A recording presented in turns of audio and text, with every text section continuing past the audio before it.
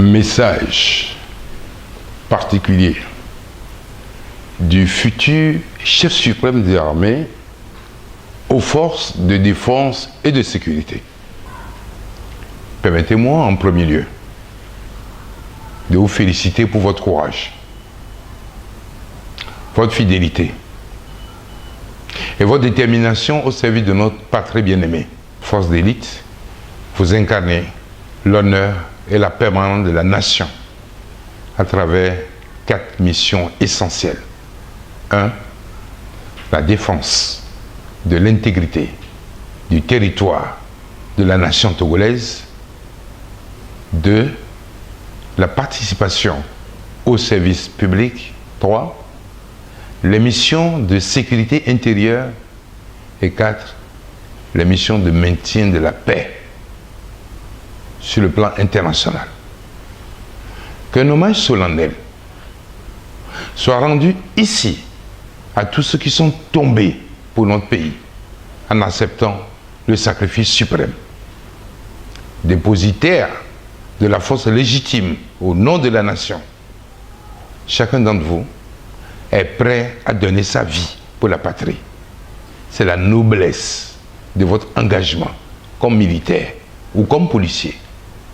Mourir pour son pays est un si digne sort qu'on briguerait en foule une si belle mort, écrivait déjà le grand Corneille dans sa tragédie Horace.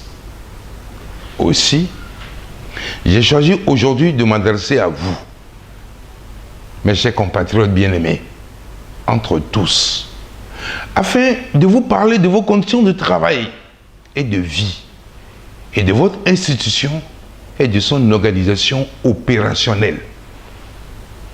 La Providence m'a amené à assumer la présidence de la commission défense et sécurité à l'Assemblée nationale, au sein de la présente législature. Aussi, j'ai pris tout mon temps pour écouter, étudier, analyser, pour voir comment fortifier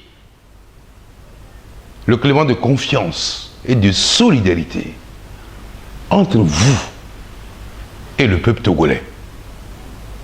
La confiance réciproque entre la population et l'FDS est fondamentale, car le service de la nation nécessite un engagement total, physique et moral. Seul le soutien de tout un peuple permet cet engagement sans limite, surtout si la nation est en danger dans un monde globalisé, incertain et divisé. L'armée togolaise est l'une des meilleures, la plus opérationnelle, la plus efficace au niveau de nos sous-régions. Guidons-la sur le chemin de la gloire et de la victoire. Soldats, marins, aviateurs, gendarmes, sapeurs-pompiers, soyez souples, félins et manœuvriers, grâce à une discipline sans concession, permettant le respect du chef et un entraînement rude et rigoureux. L'excellence des soldats togolais est reconnue de tous. Rusticité et adaptation sont les clés de nos succès opérationnels dans la bande sahélienne et sur les théâtres d'opérations extérieures. Pourquoi ces actions sont si souvent répressives et inadaptées à l'intérieur du territoire national, alors que sur les théâtres extérieurs, ses performances et sa bravoure au feu sont reconnues et souvent auréolées par les organisations internationales. Les qualités reconnues des militaires togolais doivent maintenant être véritablement mises au profit des populations dans le cadre du développement socio-économique de la nation. officiers, sous-officiers, valeureux soldats, je veux construire avec vous tous une armée républicaine au service du développement et de la population. En avant donc, vers un futur meilleur. À côté de ce chantier exaltant, voici une série de mesures sociales et catégorielles indispensables permettant d'avoir des militaires motivés dans leur engagement et que j'estime nécessaire de prendre immédiatement une fois notre prise de fonction. 1. Restituer la totalité, je dis bien la totalité, des primes de mission de la paix aux bénéficiaires sans aucune retenue. 2. Revaloriser votre grille salariale et améliorer votre ordinaire. Toutes les mesures en cours qui ne sont pas encore exécutées feront l'objet d'une étude en votre faveur. 3. La coopérative militaire d'épargne et de crédit subira des réformes. Désormais, cette institution verra cet taux d'intérêt sur les prêts revu à la baisse. 4.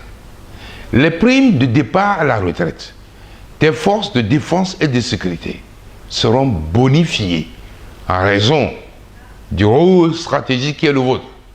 Par ailleurs, des dispositions seront prises pour que les FDS qui le désirent puissent avoir accès à un logement privé à la fin de leur carrière. 5. La prise en charge accordée aux militaires en matière de santé sera revue et améliorée. 6. Faire participer effectivement aux missions de maintien de la paix des corps de pénitenciers et de forestiers, puis examiner le cas de travail de ces deux forces pour plus d'efficacité. 7. Mettre fin à la singularité du corps des policiers du point de vue de l'appellation et des avantages y afférents.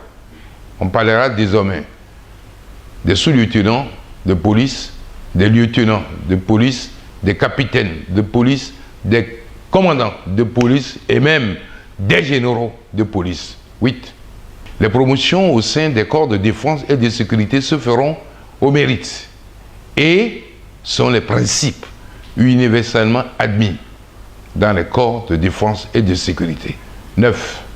On mettait en place un statut particulier pour les femmes militaires afin de leur permettre d'assurer avec efficacité leur mission en adéquation avec leurs responsabilités familiales, notamment la possibilité d'avoir un enfant après 1 an de service. 10. Certaines missions d'observation de maintien de la paix seront dévolues aux agents de l'OTR, Office togolais des recettes, et notamment les douaniers. 11. Nos armées connaîtront des réformes pour relever le défi du terrorisme et de la protection des citoyens et de leur implication dans le processus de redressement et de la transformation de notre pays. Aucun ennemi de la nation ne doit dormir en paix sous mon gouvernement. Il faut traquer nuit et jour les terroristes, les bandes armées et les pirates maritimes qui infestent malheureusement notre sous-région. Je m'y engage avec force et détermination. C'est un défi majeur pour la nation qui a besoin de sécurité pour se développer économiquement. Pour lutter contre ces deux menaces, il faut disposer des FDS entraînés, motivés et bien équipés pour cette mission qui sort du cadre de l'affrontement donc guerrier classique. Nous nous engageons donc à faire 3 types de réformes tactiques majeures. 1. Remédier aux situations d'urgence. On créera dans chaque région des états-majors de zones de défense, auxquels seront subordonnés en coordination l'ensemble des forces relevant du ministère de la Défense et du ministère de l'Intérieur. 2. La refondation du format des unités, qui permettra à terme d'associer des unités territoriales proches de la population sur tout le territoire pour permettre un contrôle efficace de toutes les zones associées à des unités d'intervention rapides, capables d'agir dans un délai très court en soutien des unités territoriales. 3.